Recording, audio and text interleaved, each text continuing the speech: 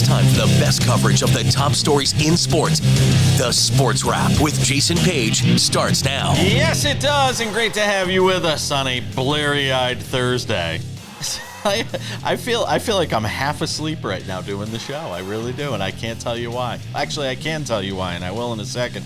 We got a lot to do over the next 60 minutes. We got a Thursday night football game in the NFL to talk about. The WNBA finals kick off on Friday, but something else has completely stolen the league's thunder related to the league. We'll talk about that coming up because we haven't been able to get to it the last couple of days. But we've got to start. It's Thursday on the show. And it means this guy is always here. There he is. He's not blurry-eyed. No.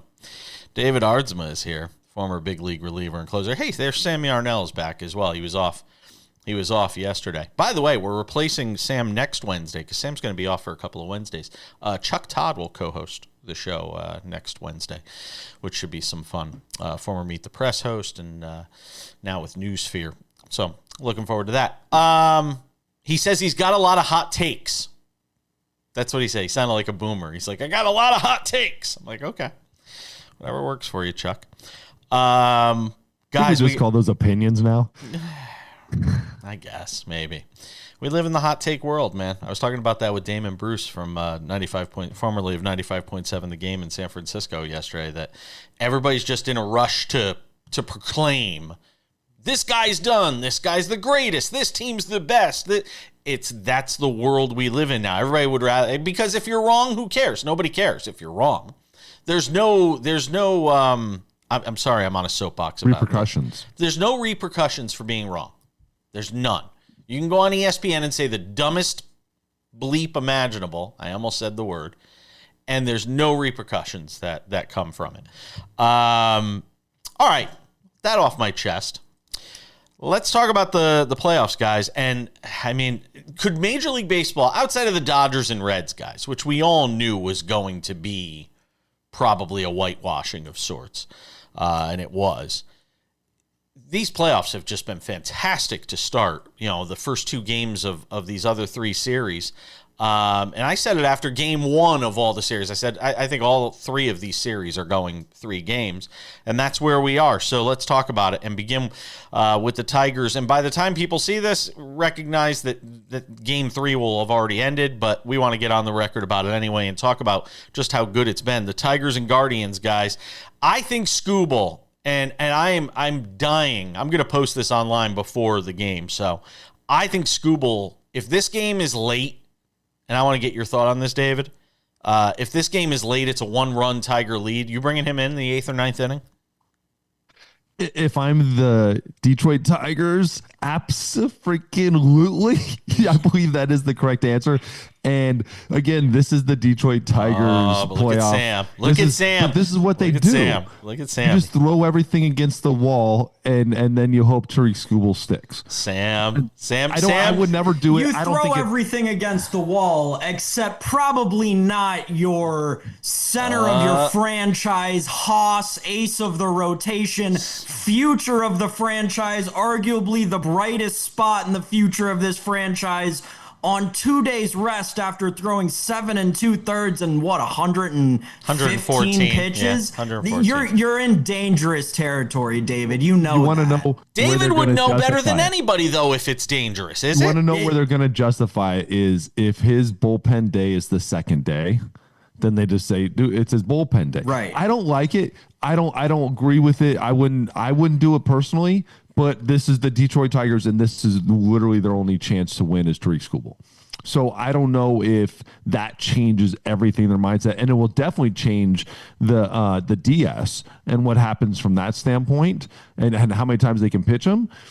But they've been going at this. This is the second year now where you're just seeing it's Tariq Skubal. It is his. That's how they win baseball games, even though they were a hair away from winning yesterday. Well, it doesn't help when you've got the manager taking Casey Mize out of the game, so quickly and having this quick hook. I mean, I say it all the time. These teams it's Russian roulette when you start throwing all these bullpen guys out there. And he was pitching well. He was pitching very well. It wasn't like he was giving it up. Sometimes I look in and think your best chance is that pitcher on the mound. Yes.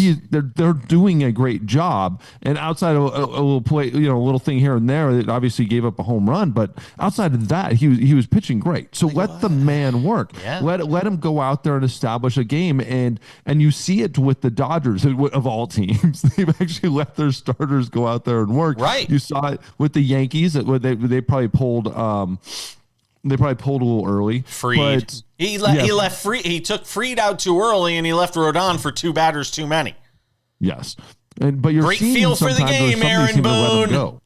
Great feel for the game, Aaron Boone. Oh, we'll get to that series in a minute. But I mean, whether they move on or not, who would you rather see move on, the Tigers or the Guardians? I think the Guardians have earned it.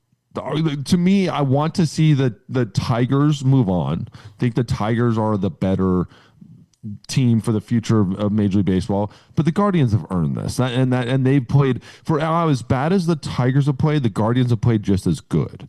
Like they flipped it, and they've earned this right to be in this spot, and they're playing like it. Sam, you look good nodding your head, but feel free to jump in. You said something really interesting there, David, about the Dodgers and how they kind of just, obviously they've been the ones to let their starters go for as long, but it brought a question to my mind.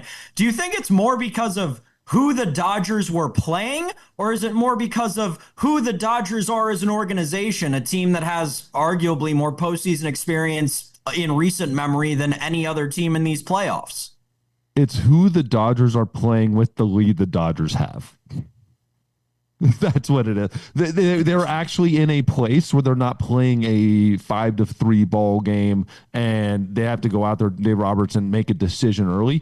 They're kicking butt early. They're getting big leads. Then they're going to let their pitchers go. But it's kind of easy when Blake Snell goes and looks almost perfect. And Yamamoto's going out there and pitching very well too. So they've put themselves in a position to not necessarily question their starting pitcher. When Yamamoto doesn't have an earned run on the board, it's easy to keep him in, especially when we got 8 on the board.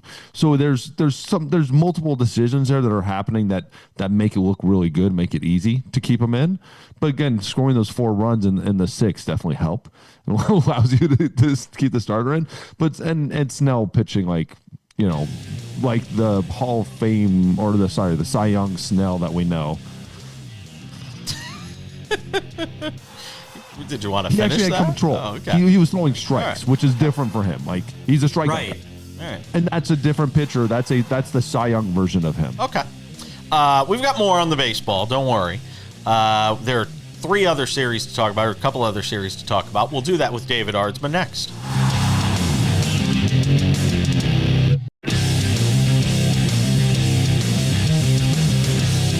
All right, we keep it moving with David Aardsma, former big league closer, hanging out with myself and Sam Yarnell, as he does every Thursday here on the show.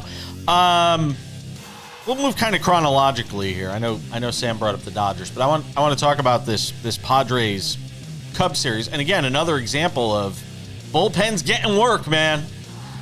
How good? I mean, Mason Miller is a cheat code. I mean, throwing 104.5 on the black.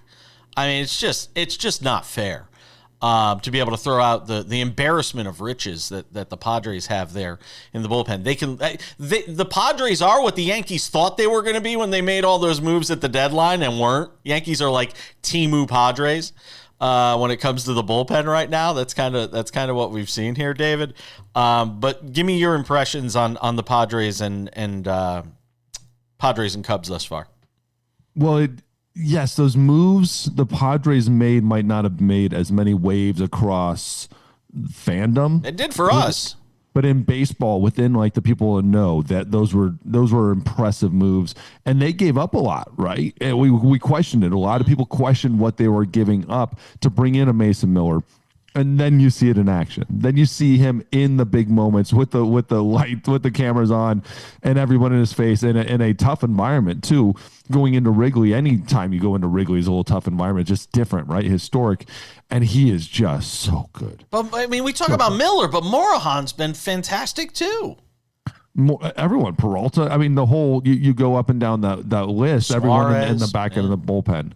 they've been great the whole time with this team. Suarez had an incredible year. So the whole bullpen's been wonderful. But again, when you make that move and you bring in a guy like Mason Miller, and it's so electric, and it's almost like everyone you bring in after him is not as good because it's so electric and so good. It's just he's not pitching in that closing role, that classic closing role, but he's the best right now. He's the best reliever in baseball. But here's the thing, Sam, you can jump in too on this, but what are they going to be able to throw in game 3? Because they've used these guys the first 2 games. Are they going to throw them out there 3 days in a row? I mean, if you've got the best closer in baseball, you probably can. And like that goes to your point, David, about like the Mason Miller closing thing. Part of, and I said this on the day after the deadline when they made all these moves. What the Padres did is like the Avengers movie. They went around and collected all the Infinity Stones from around Major League Baseball, and now they've got the gauntlet of the best bullpen maybe that we've ever seen. You talked about Mason Miller. He struck out 8 of the 9 batters he's faced. Robert Suarez has looked, like Jason said, on back-to-back days like one of the best closers maybe we've seen in the postseason in the last 20 years. It is just incredible how, they can burn these 2 guys, and they could even go back to, I trust them going back to Suarez on a 3rd day in a row when he's only pitched 2 1/3 innings over the last 2 days. It seems like the power that this team has is just one that can't be, reckoned with by any major league team. But it leads me to a question, David, that I saw posted facetiously online, but the more I think about it, the more I think it was a legitimate question, and I think the answer is actually yes. You go to the Carson Kelly at bat against Mason Miller. Everyone's been replaying the pitch. 104.5 miles an hour, low outside corner, 0-1 pitch to make it an 0-2 count. Someone said, I think that we may have just seen Mason Miller throw the best pitch in baseball history. Is it? I'm so serious. Is that the single best pitch that you've ever seen in a Major League Baseball game? No, not even remotely close. It's all right. It is exactly what we were talking about. Make a stand really quick on something, and no one cares. Acclamation! It's a perfect pitch, as hard as you can ever imagine it. At the same time, there have been a billion pitches more important in bigger bats and bigger moments. And Mariano basically his entire career just circle it and say that. 10 miles an hour slower. Those are the differences. Is this is really fun and easy to say in a wild card series in a middle of an at bat. It wasn't the most important pitch. It wasn't to close out a game with bases loaded. It wasn't those pitches. No, but that's not the question. It's not obviously that'll never come in a wild card game. But just in terms of like pure baseball, 104.5 miles an hour, low outside corner. What pitch is going to be more effective than that? 105 up and in, right? Okay. That 105 on that corner up and in is a lot harder to hit than 100. 100 up and in corner is a lot harder to hit than 104 perfect down and away.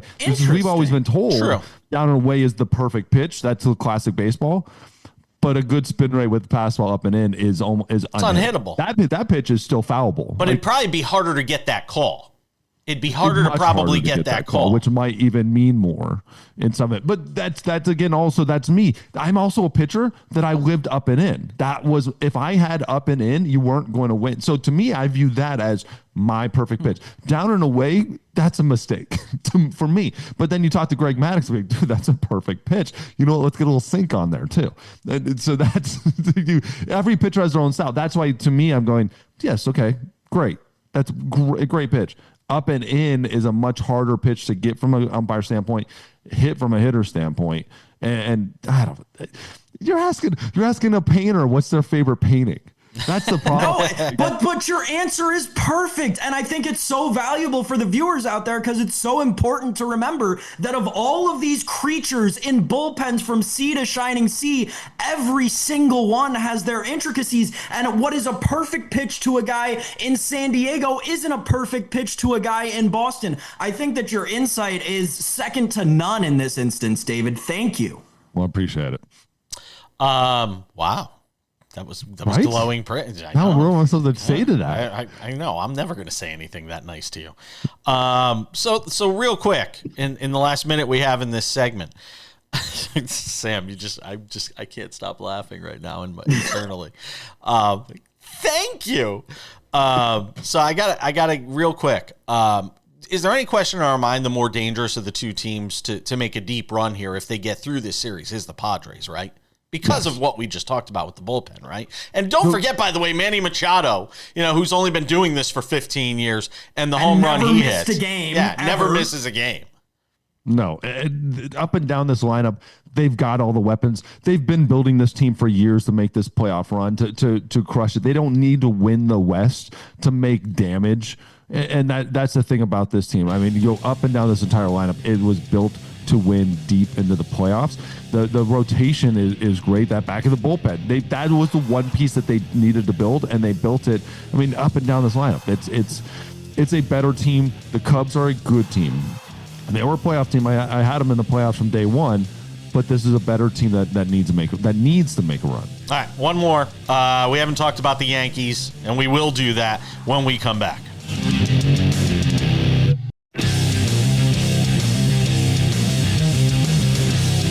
The NFL Week 5 panic meter coming up in 10 minutes. There are so many teams we could choose from. We'll narrow it down to a couple, though. More baseball with this guy, David Aardsma, the former big league closer. Sam as well.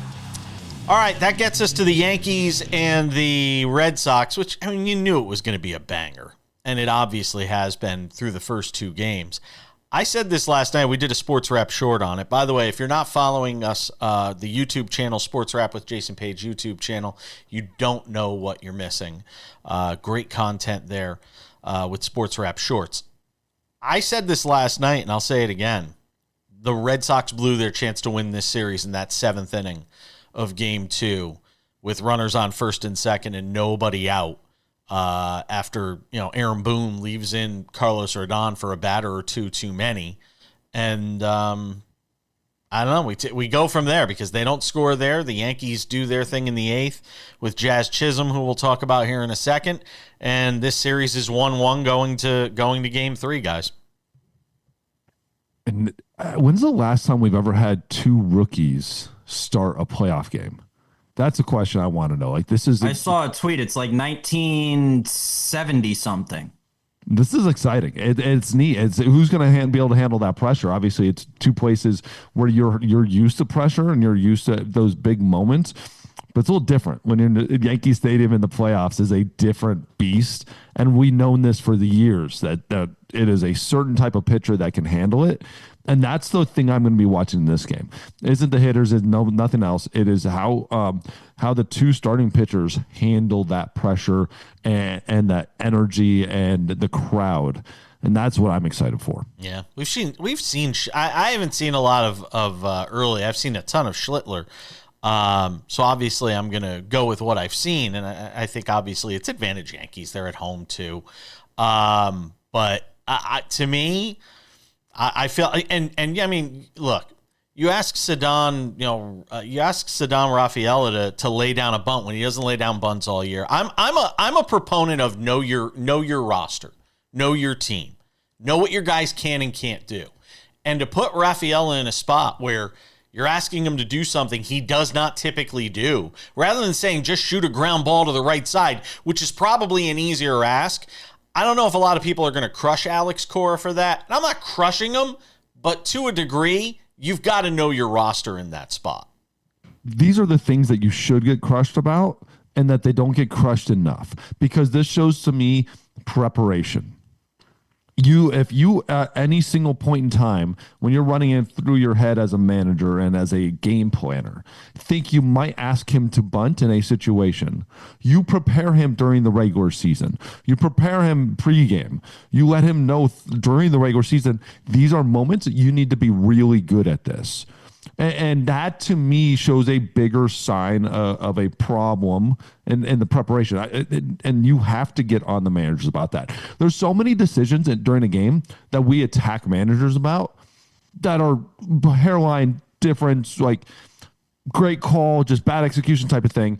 This is a bad call, bad execution, bad decision, because if we would have seen Rafaela been doing this and bunting in situations in games that you're winning, games you're losing, you're not going to come back, and you're seeing these guys do this, then you know what you're gonna get, right?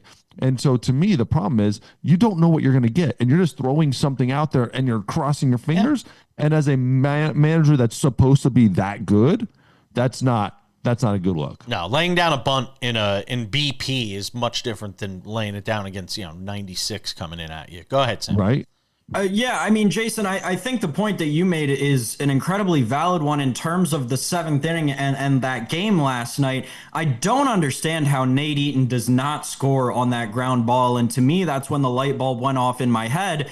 The Red Sox are going to lose this game because they're out Yankeesing the Yankees. That's the mistakes that they made last night. And you think about the difference between game one and game two. Game one, the Red Sox were actually playing Red Sox baseball, which is built to beat the Yankees, right? They were taking the extra base on Aaron Judge, who can't seem to play the outfield at the level of a Division I college outfielder right now. They were taking advantage of count leverage and knowing what pitches were coming, despite, Yankees players trying to sign steal while Aroldis Chapman was pitching, which is all fair game, by the way, and I think the contingent of the internet complaining about it needs to go kick rocks and touch grass. Regardless, the Red Sox in game two played Yankees baseball to try and beat the Yankees, and that, quite frankly, is never going to work.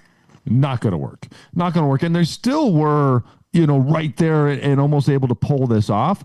But you can't play Yankee baseball when you have a lineup that's built like those Giants teams where you're making runs for it, right? Where it's aggressive base path baseball, really good pitching, and you just beat them on, in ways that you can't win. Better defense.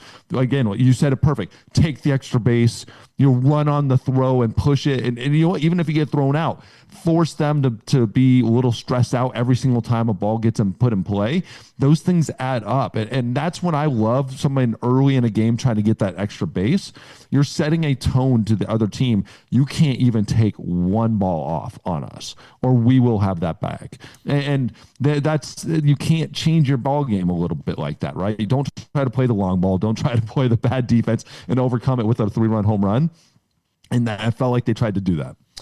Ben Rice better be in the lineup today. I don't care if there's a lefty starting this game or not. If Ben Rice isn't out there today, they should charge the gates at Yankee Stadium and drag Aaron Boone by his you-know-what out of the stadium. I'm just saying. And it won't even be his decision. That's the thing. It's not even Aaron Boone's decision. Sad. I think that's your seventh call to charge the gates at Yankee Stadium. I said Citi Field. I said Citi Field the other day. Oh, okay. All right. And by the way, if you do get rid of Aaron Boone, there's a pretty good manager who's won some World Series sitting out there who apparently the Giants don't want, and Bruce Bochy. We got a minute left, by the way. You're seeing that as Bruce Bochy. I don't think that works in Yankee Stadium. Doesn't work with that man. It doesn't work with as long as Brian Cashman's there. No, it's not going to work in this environment and that stress every single day after a game. That the meetings, the conversations with the media, that's not the type of guy. You need somebody who's young, energy, fiery, has a little oomph behind them. And Aaron Boone was that when they hired him, and now we see that just drown out. Bruce Bochy to the Braves? That would be that's a better spot. I'm shocked the Giants said they didn't want him. I thought for sure he was going back to San Francisco. He's an advisor at this point. I don't know if he has that same fire that he has had in the past. I think he still wants to manage, but we're out of time, so we can't debate it anymore. Maybe we'll talk about it after the cameras go dark. We're coming back. Panic Meter next.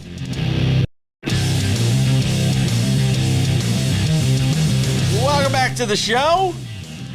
Got the baseball out of the way. Push that to the side for the moment. Let's talk some NFL.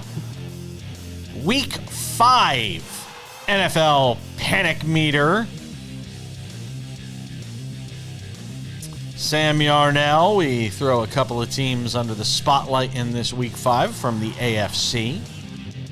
Representing the AFC North, Sam Yarnell, I present to you the Baltimore Ravens on a scale of 1 to 5. Where are we on the panic meter for Lamar Jackson, John Harbaugh, and the Baltimore Ravens? On a 1 to 5, I'm going to go 4, 3, somewhere between 3 and 4, probably 4. I think it's like if I got down to the decimal fractions, maybe like a 3.67, 3, again, that is just for those of you, 3.67. Yeah, I don't know, man. The Ravens are so confusing. They're still favored to win the division, even with Cooper Rush as their starter for the next umpty squat weeks. I don't know what to make of this team. The defense is horrible. The offense is good, but they're not doing what they're good at. It's frustrating to watch this Baltimore Ravens team. Certainly, there's still a ton of potential. We know they've got a lot of talent. That's never not going to be the case with this roster. But they're not putting it together right now. So that's why I fall where I do, right around a 4, Jason. Sam, their win total on FanDuel, the most popular number, over 9.5 is minus 140. I mean, it's astonishing.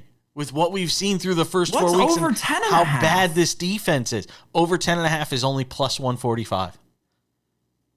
Interesting. It's just nuts. It's nuts to me. Over 8.5 wins minus 300. Under 8.5 is plus 250. So they're going to win 10 games. There's still a lot of confidence in the street, man.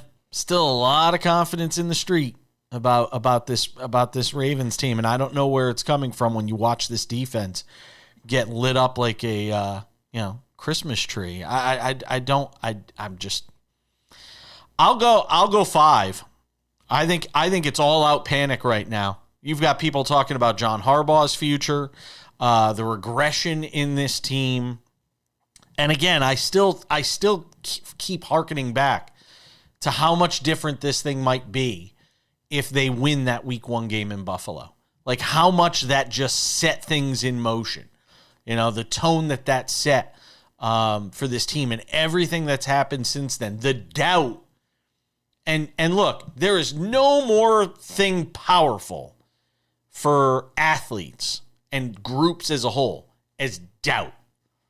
And for that to happen in week 1 the way that it did, a collapse of epic proportions.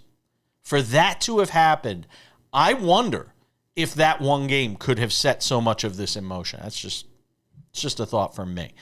So you got him at about a 3.5. I got him at a 5. Yeah, closer to a 4. I'll go with the 4 if you force me to pick a round number. But I think you make a good point. That I think the win total's out there based on a schedule that is a little bit lax, that does include the Dolphins and the Jets on it.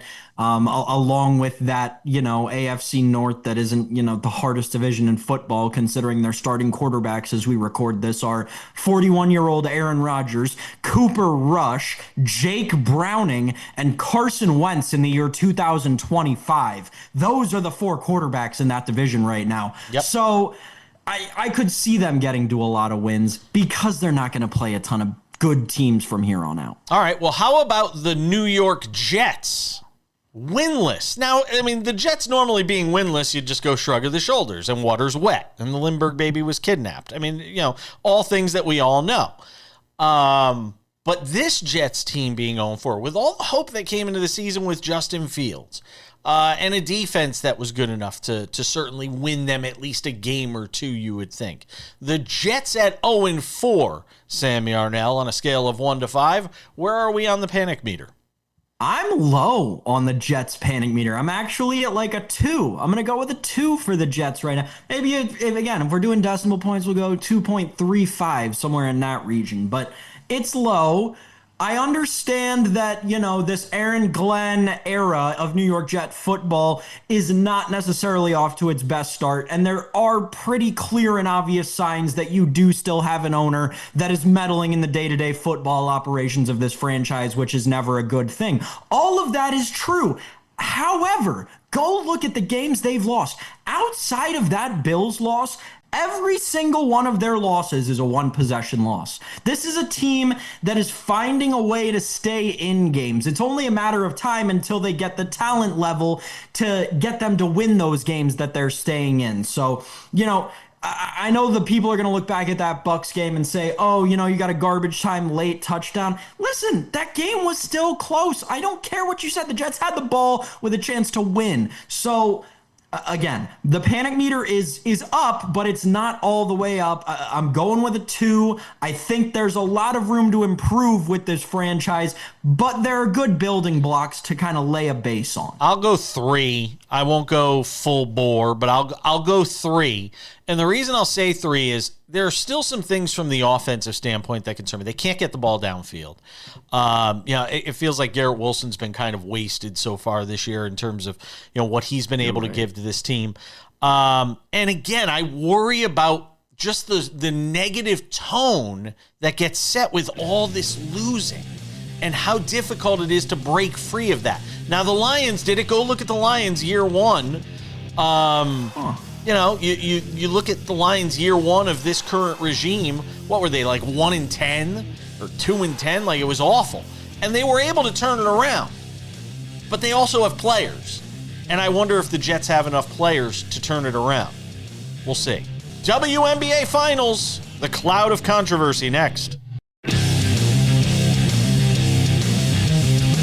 We welcome you back. Odds and Ends wraps it up in 10 minutes with some thoughts on the Thursday night football extravaganza on Prime Video. A couple other stories to get to that we'll throw in for good measure.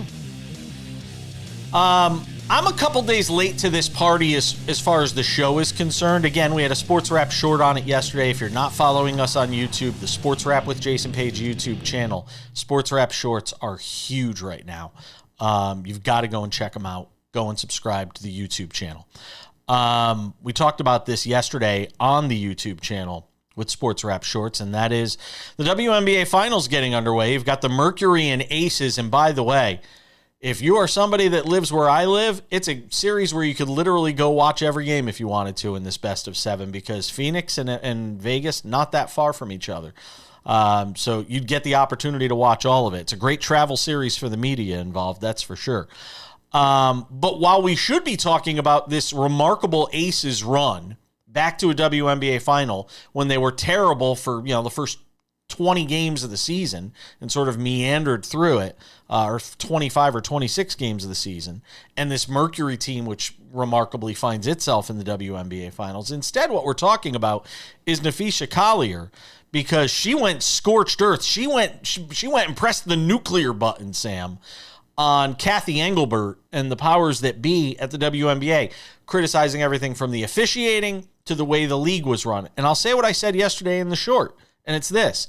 If half of what she is claiming to be true is true about things that Kathy Englebert has said to her, if half of that is true, there is no way Kathy Englebert could survive this, Sam. Yeah, 100%. I think that is a completely valid and fair reaction to have to, if, even less than half, dude, if 1/3 of what she said is true, Kathy Englebert needs to be out of a job tomorrow. But I think we need to take a moment to recognize, as, is wont to happen with people in positions of power, especially in the society in which we live today. This cat, again, based on Napheesa Collier's reporting, this Kathy Englebert statement is just off the walls, bat crap crazy. How can you be any sort of a business person, because when you're a commissioner, you are a business person, objectively, that is the job, and not understand the market reaction to simple influx of a couple of players? How can you mistake that for something that you yourself through? I'm confused, because clearly it's not marketing as you're claiming. I don't really know what the argument is there. I just don't understand how Kathy Englebert, as an American business person, can get from point A to point B in her argument. It's nonsensical. Obviously, the proof is also in the pudding, right? You know, Scott Van Pelt put this very eloquently last night, but I think it's something that translates across all media, and even Jason and I can relate to it. Over the past, as long as we've been doing this show, the past 2.5 years, the explosion of the WNBA can be seen through media ratings, not even through WNBA games, but through people talking about the WNBA. When we would get on here and I would do a segment about how Angel Reese and the Me-Bounds are absolutely killing the sport, it would do numbers because Angel Reese is bringing that popularity to the WNBA, because Caitlin Clark and Paige Beckers and all these other amazing young talents in the WNBA are bringing all this talent. I don't understand how an executive could get those lines so crossed in their head. All right, a couple things I want to hit. And I think a lot of what you said is on point, but a couple things I want to hit this from. One, the timing. Napheesa Collier, I've seen a lot of people question whether she shouldn't have done this right before the WNBA's biggest stage of the season, which is the finals. I can argue the converse of that is, no, this is when there's the most eyeballs on the league. If she says this 2.5 weeks, 3 weeks from now, nobody's paying attention. We're thrust in the middle of, dead in the middle of NFL season. You've got the baseball postseason. Hockey started where the NBA is here. I don't have a problem with her saying it now because it has the max impact. And that was the point, was max impact. And she did that. The other thing I ask in this is this. Where's Caitlin Clark? Where's Caitlin Clark? You are the biggest star of this league. You are the cash cow of this league. And that would be the death nail to me for Kathy Englebert. Napheesa Collier saying it is one thing.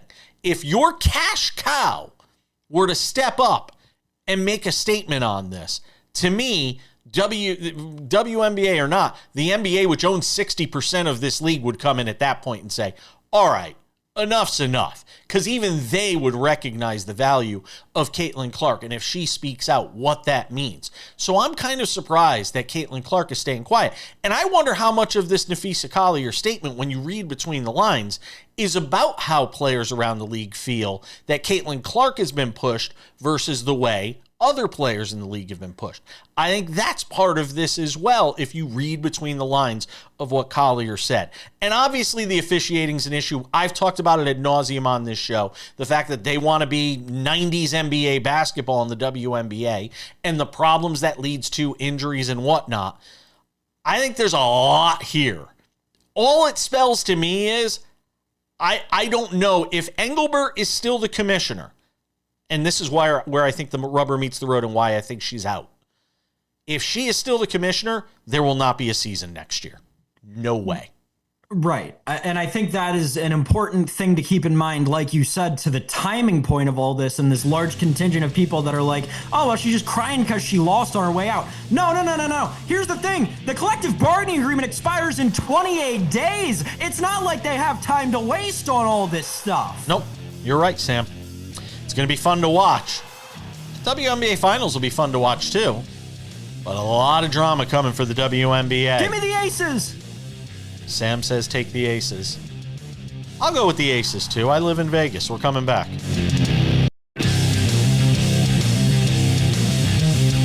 All right, Odds and Ends wraps it up in just a moment. But before we get to that, a couple of reminders. Friday show, always good. Tino Patino should be here to break down NASCAR.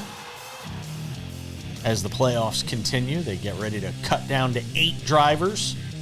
We got a NASCAR race here in Vegas in 10 days? I'll be there. I'm going to do my second NASCAR race. Looking forward to that.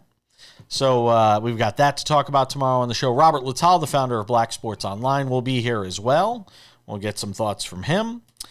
See what he has to say about a whole host of issues around the sports world this week.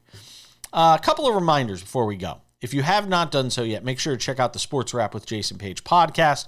It's available on all your favorite podcasting platforms. You can listen to this show. It works just as well. Monday through Friday, all your favorite podcasting platforms. Go and subscribe today. We'd appreciate it. In addition to that, you can watch this show on over 270 affiliates across the United States and Canada. Don't forget our friends in Canada. And in addition to that, we have something called the SportsWrap with Jason Page YouTube channel. Folks, if you're not catching the show on YouTube, you can watch it there. But in addition to that, we have SportsWrap Shorts, which is the hottest thing we have going right now.